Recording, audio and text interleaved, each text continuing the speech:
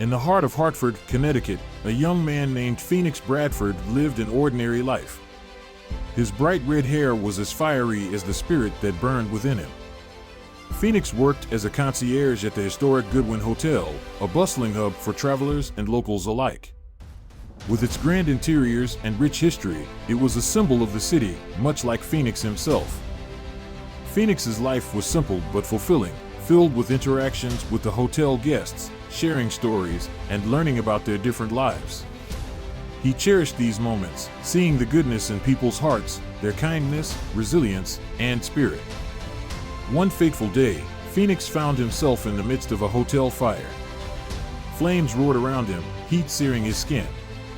As he helped evaluate the guests, a sudden explosion threw him back into a secret underground chamber, the hotel's forgotten foundation. Within the chamber lay a mystical artifact, the Ember Stone, known in local folklore to hold the elemental power of fire. In its presence, Phoenix's fear dissolved, replaced by a sensation of raw power coursing through his veins. His bright red hair turned into a flaming crown, and he discovered his newfound ability to control fire, to create it, and to extinguish it. Stepping into the realm of the extraordinary, Phoenix embraced his new identity as Red. The power of the Ember Stone had granted him control over fire, and with it came a sense of responsibility. He had seen the goodness in people and now had the means to protect it. The journey, however, was far from easy. Joining the Heroes League of Good, Red found himself in a world entirely different from the quiet routine of the Goodwin Hotel. Each hero was distinct, holding unique abilities that could change the very fabric of reality. Among these extraordinary beings, Red, although passionate and dedicated, often found himself struggling to fit in. His fiery abilities were raw and unpredictable, much like his emotions. In the League, Red faced an intense rivalry with Windrider, a hero with the ability to manipulate air currents. Skilled and experienced, Windrider often belittled Red's lack of control, fueling a contentious relationship. Despite the animosity, Red was determined to prove his worth. It was during these trying times that Red met Patrick Orangebeard O'Malley, a larger-than-life hero with a heart as vibrant as his orange beard. Despite the competitiveness within the League, Orangebeard showed Red kindness and camaraderie. Recognizing the goodness in Red's heart, he took it upon himself to mentor the young hero. Under Orangebeard's guidance, Red began to harness his powers, controlling his flames with precision and purpose. The two would spend countless hours in training, their strong friendship echoing the bond between Harry Potter and Hagrid or Ender Wiggin and Mazer Rackham. When the annual Heroes League skills competition, akin to the Triwizard Tournament or the Battle School's War Games, was announced, Red saw it as an opportunity to prove his mettle. He found himself up against Windrider, his rival's air abilities a stark contrast to his own. The competition was fierce. Windrider's winds tried to smother Red's flames, but with every gust, Red's resolve only grew stronger.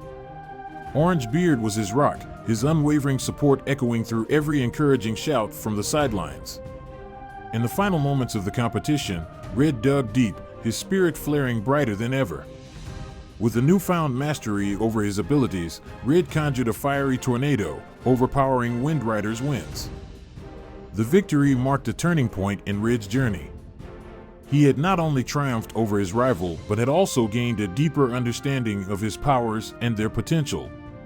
It was a defining moment, a testament to Red's tenacity, Orangebeard's faith in him, and the unbreakable bond they shared. From then on, Red and Orangebeard stood as stalwarts of justice, their fiery spirits illuminating the path to a safer Hartford. As Red was gradually earning his place in the Heroes League of Good, Evil Abe was weaving intricate plots of chaos and disruption. Fueled by his wicked desire to sow discord, Abe devised a cunning plan to tarnish the spirit of Memorial Day, a day that was a beacon of respect and honor in Hartford. Abe, alongside his clever minions Bullseye and Keymaster, replaced the city's Memorial Day flags with replicas rigged to disrupt the city's electronics. His plan was intricate, targeting key points in the city to maximize chaos, all the while masking his actions beneath layers of subterfuge. Red, despite the triumphs of his training, was taken aback by the scale of Abe's scheme.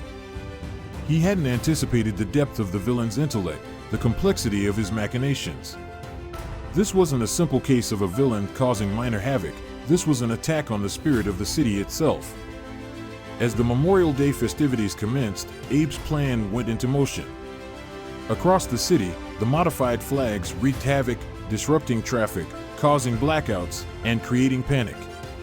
Abe watched from the shadows, delighting in the unfolding chaos. Red and Orangebeard sprung into action, their fiery spirits unwavering in the face of the ensuing pandemonium.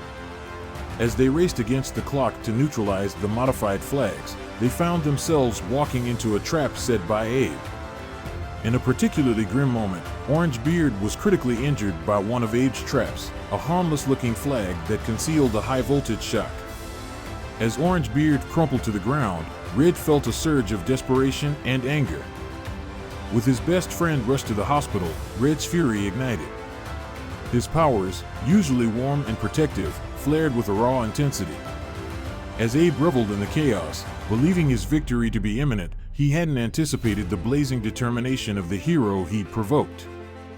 In a clash of fire and machinery, Red fought back, his flames burning brighter with each passing second. He dismantled Abe's plan, neutralizing the remaining flags, and restored order to the city. Despite the intellectual might of Evil Abe, it was Red's fiery spirit and unyielding resolve that won the day. In the wake of the Memorial Day chaos, Red's rivalry with Abe was cemented. The villain's disregard for Orangebeard's safety, the chaos he'd planned to sow on such a respected day, sparked an intense enmity in Red's heart. From that day forward, Abe was not just another adversary, he was Red's nemesis. Red and Abe's rivalry became a part of Hartford's story, an eternal clash of chaos and peace, fire and machinery. With Orangebeard's accident as the catalyst, their encounters took on a personal edge, the stakes higher than ever. Their battles were not just about defeating the other, but also about protecting what they held dear. For Red, it was the city of Hartford and its people. For Abe, it was his desire for chaos and control. This was just the beginning of their fiery dance, the spark that ignited a rivalry destined to set the stage for many more battles to come.